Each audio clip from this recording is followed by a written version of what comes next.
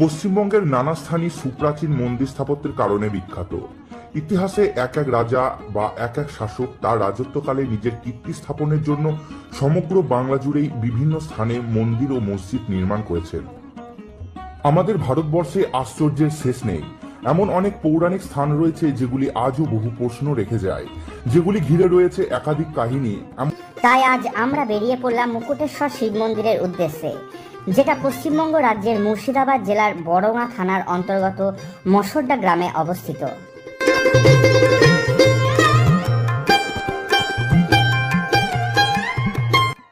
রূপসী গ্রাম বাংলার রূপরস গন্ধ নিতে নিতে আমরা এগিয়ে যেতে থাকলাম।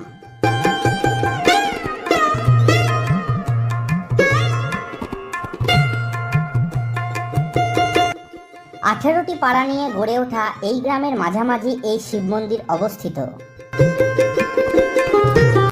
কথায় আছে, বিশ্বাসে মিলায় বস্তু তর্কে বহুদূর, আর সেই বিশ্বাস থেকেই ভক্তরা ভিড় জমান বড়গাঁর মুকুটেশ্বর শিব মন্দিরে।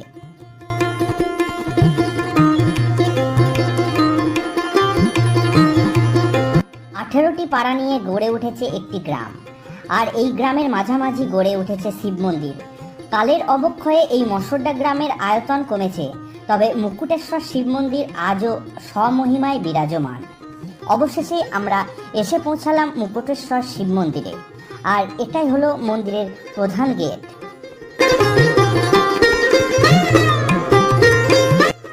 তবে মন্দিরের প্রতিষ্ঠা কিভাবে তা নিয়ে কৌতূহলের শেষ নেই পুণ্যার্থীদের মনে। বড় বড় গাছের ছায়া ঘেরা এই মন্দির চত্বর, ঠিক কবে মন্দিরের প্রতিষ্ঠা হয়েছে তা নিয়ে সুনির্দিষ্ট কোনো তথ্য সেবায়েতদের কাছে আজও অজানা। তবে কথিত আছে প্রায় 200 বছর আগে কান্দি বাগডাঙ্গা রাজারা এই মন্দির প্রতিষ্ঠা করেছিলেন। মন্দিরের সেবায়েতরা তাদের পূর্বপুরুষের মুখে যে গল্প শুনেছেন তাই বছরের পর বছর ধরে জনশ্রুতি হিসাবে প্রচারিত হয়ে আসছে।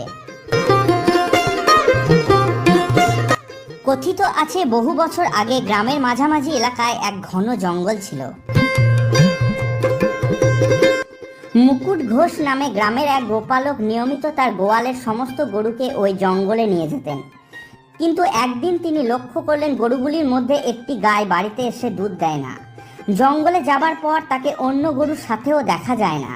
কিন্তু ঘন জঙ্গলে মুকুট ঘোষ ওই গরুটার সন্ধান করার সাহসও পেলেন না।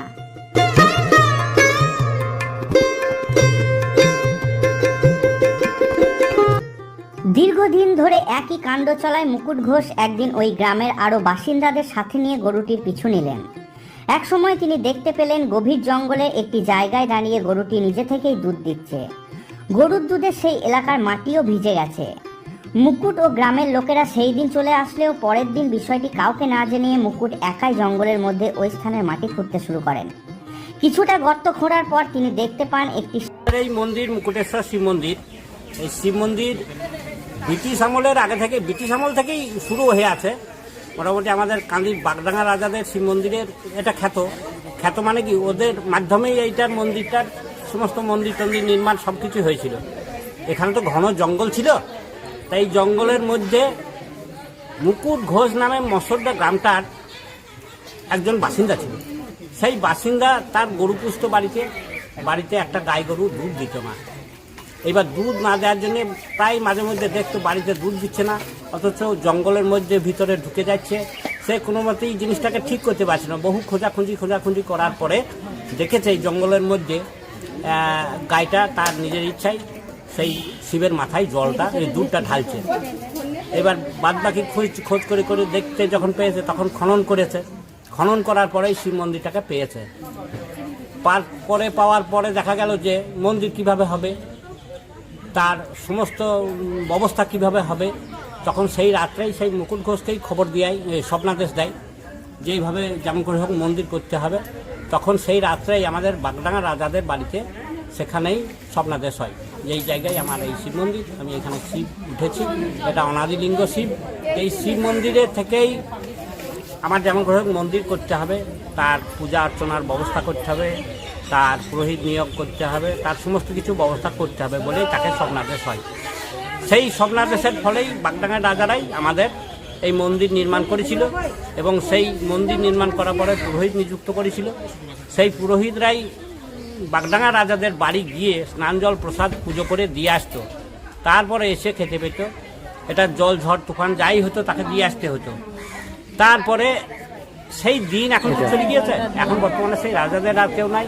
আর রাজাদের কোনো বংশ আছে ঠিকই, হয়তো আছে মাঝে মধ্যে জানি, কিন্তু তাদের মধ্যে কোনো প্রভাব নাই, আর এই মন্দিরের কোনো প্রভাবে নাই, যার জন্য থেকে সেই বিধিনিষেধটা আমাদের এখন বন্ধ হয়ে আছে। এই মন্দিরেই যেই আছে এখন দুরারোগ্য ব্যাধিগুলো সমস্তই ভালো হয়ে যায়, যেমন ধাতু ঘটিত অসুখের জন্য, তারপরে মেয়েদের সাদা স্রাব, ছেলেদের ধাতুর গোলমাল, হাঁপানি, অ্যাজমা, বাই, বাধক, যাদের বাচ্চা হয় না, এই সমস্ত যে সমস্তগুলো আছে তার জন্যই মহা ঔষধ আমাদের একটা স্বপ্নাদ্য ঔষধ আছে এই শিব মন্দিরেরই, সেই ঔষধ মাদুলি দেওয়া হয় এবং তার নির্মূল হয়ে যায়, এবং তার লক্ষ লক্ষ প্রমাণ আছে। সেই মন্দির সূত্রেই এই মন্দিরের বহু দুরারোগ্য ব্যাধি ভালো হয়, যে যা মনস্কামনা করে তার সেটাই তার পূর্ণ হয়। শিব মন্দিরে প্রায় 200 বছরের পুরনো।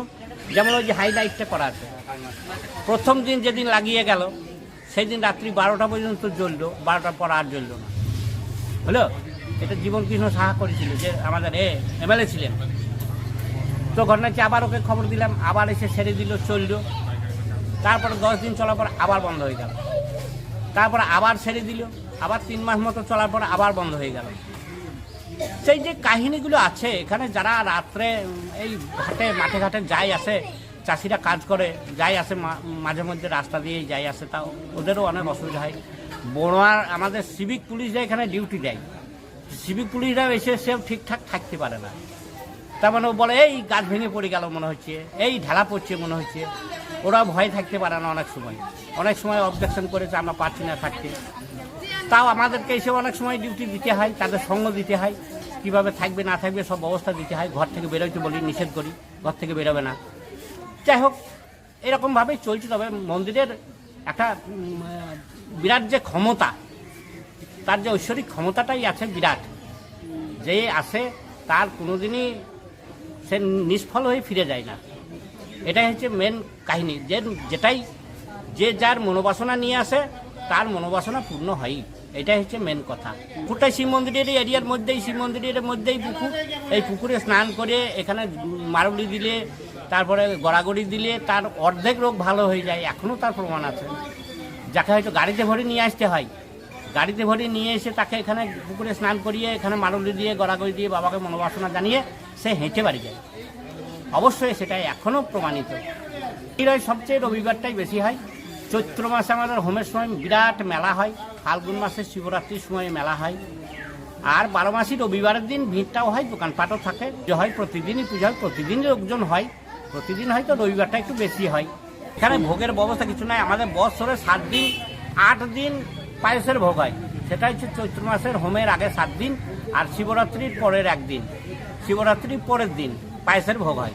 আর বাদ বাকি দিনগুলোর মধ্যে যদি কেউ মানসিক নিয়ে আসে তাকে করে দিতে হয় ভোগ, লুচি, পায়েস আর এই ভোগ, তাছাড়া আর অন্য কিছু ভোগ হয় না। রাত্রে পিছনে ভৈরবনাথ আছে, ভৈরবনাথের ভোগ হয় অমাবস্যা, পূর্ণিমা, শনিবার, মঙ্গলবার।